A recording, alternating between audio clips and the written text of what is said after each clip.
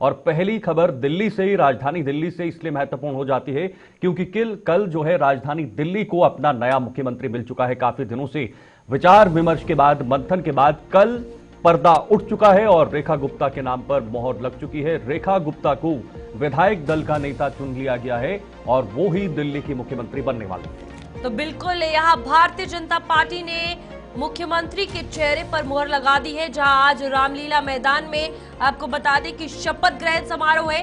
BJP ने रेखा गुप्ता को दिल्ली की कमान जो है और दिल्ली की जिम्मेदारी सौंपी है और दिल्ली की नई मुख्यमंत्री रेखा गुप्ता होगी।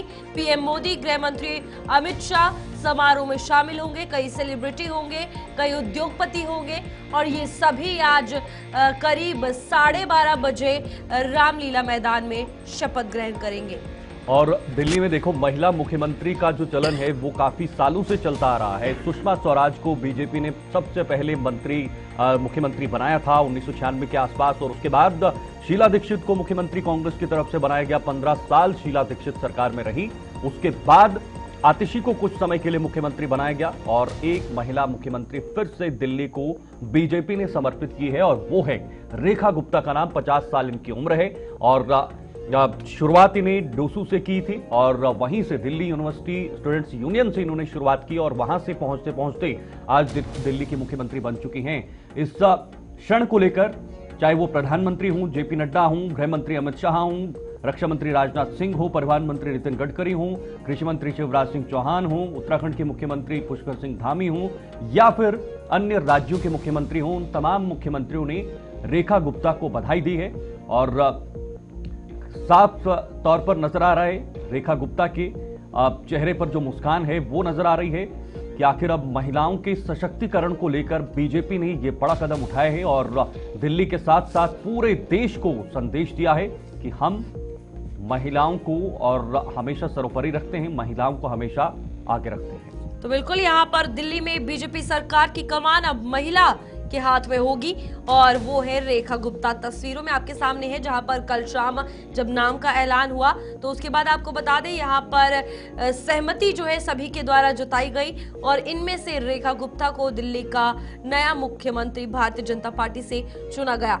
आपको बता दें कि रेखा गुप्ता दिल्ली की मुख्यमंत्री होंगी और 27 साल बाद सत्ता में आने वाली बीजेपी ने इस बार महिला चेहरे पर जो भरोसा जताया है उससे साफ तौर पर पता चलता है कि किस तरीके से भारतीय जनता पार्टी महिला सशक्तिकरण को लेकर जो काम है वो करती हुई नजर आएगी। फिलहाल आपको बता दें उनको पार्टी के भीतर जमीनी स्तर पर उनकी सक्रियता और संगठनात्मक कौशल के लिए पहचाना जाता है।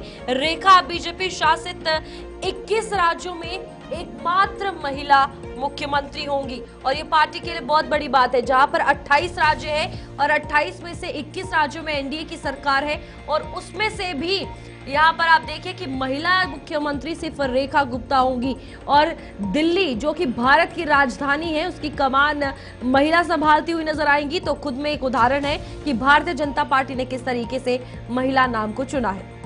गृह मंत्री अमित शाह ने क्या कहा? बीजेपी विधायक दल की नेता चुने जाने पर श्रीमती रेखा गुप्ता जी को हार्दिक बधाई और शुभकामनाएं देता हूं। उन्होंने ये कहा है कि मुझे पूर्ण विश्वास है कि दिल्ली को दुनिया की शीर्ष राजधानियों में से एक बनाने का जो संकल्प प्रधानमंत्री श्री नरेंद्र मोदी जी ने लिया है, आप उस दिशा में संपूर्ण भाव से कार्य करेंगे। बिल्कुल। और दिल्ली की माताओं बहनों ने जिन आशाओं और अपेक्षाओं से बीजेपी को आशीर्वाद दिया है, मुझे भरोसा है कि आपके नेतृत्व में बीजेपी सरकार उसकी पूर्ति के लिए दिन रात कार्य करेगी। तो गृह मंत्री अमित शाह का एक्स पर पोस्ट रेखा गुप्ता को बधाई दी और ये बताया कि जिस तरह से हमें मैंडेट मिला है, प्रचंड बहुमत मिला है, उसके बाद रेखा गुप्ता को सामने लाया।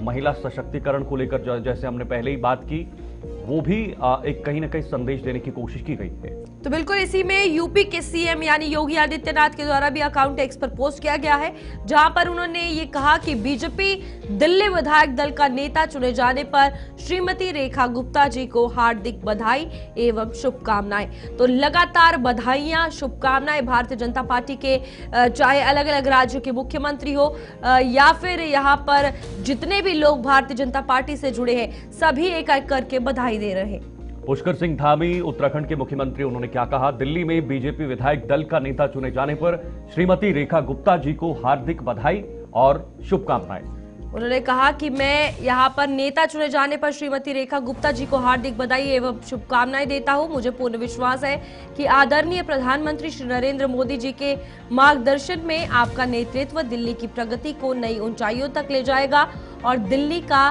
सर्वस्पर्शी व सर्वगीण विकास जो है वो निश्चित होगा। बिल्कुल, बहुत महत्वपूर्ण बातें कही हैं पुष्कर सिंह धामी ने, उत्तराखंड के मुख्यमंत्री ने भी, और लगातार बधाइयों का सिलसिला जारी है।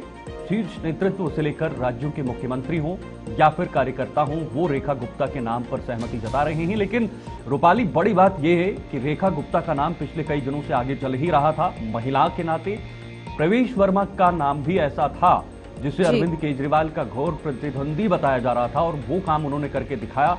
दिल्ली में, नई दिल्ली में बीजेपी की तरफ से उन्होंने चुनाव लड़े और अरविंद केजरीवाल को हराया। उम्मीदें थी कि प्रवेश वर्मा को मुख्यमंत्री बनाया जा सकता है, लेकिन बीजेपी ने ऐसा नहीं किया। उसके पीछे कुछ नेगेटिव फैक्टर्स भी आ रहे हैं, क्योंकि प्रवेश वर्मा के पिता पहले से ही दिल्ली के मुख्यमंत्री रह चुके हैं, और ऐसे में परिवारवाद का यहां पर दाग लगाना भारतीय जनता पार्टी बिल्कुल भी नहीं चाहती। ये सबसे बड़ा फैक्टर रहा। दूसरी तरफ रेखा गुप्ता, जिन्होंने 2 बार चुनाव हारे, 2015 में भी, 2020 में भी चुनाव हारे, लेकिन पार्टी का झंडा उन्होंने ऊंचा रखा। जो पार्टी का जो चुनाव चिन्ह है उसको हमेशा ऊंचा रखा, और यही वजह है कि वो लोगों से भी जुड़ी रही, वो महिलाओं से जुड़ी रही, और इन चुनाव में उनकी सहभागिता कई मायनों में अहम रही है।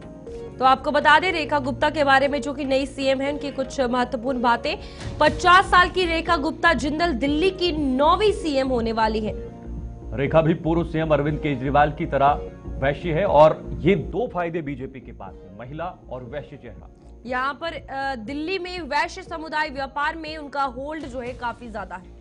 बिल्कुल, उद्योग व्यापार बिजनेस में सबसे ज्यादा वैश्य, और लगभग 8 से 10% दिल्ली के अंदर है, जहां तक मुझे याद है 8 से 10%, और उतना ही अरविंद केजरीवाल भी उसी हिसाब से मुख्यमंत्री बने थे। लेकिन बड़ी बात यह है कि महिला चेहरा है और दूसरा वैश्य चेहरा है। 2 वर्गों को यहां पर साधने की कोशिश की गई है बीजेपी की तरफ से। हालांकि कुछ एक्सपर्ट्स ये बता रहे हैं कि ये बिल्कुल भी जो जाति समीकरण है उसको देखकर नहीं किया गया है।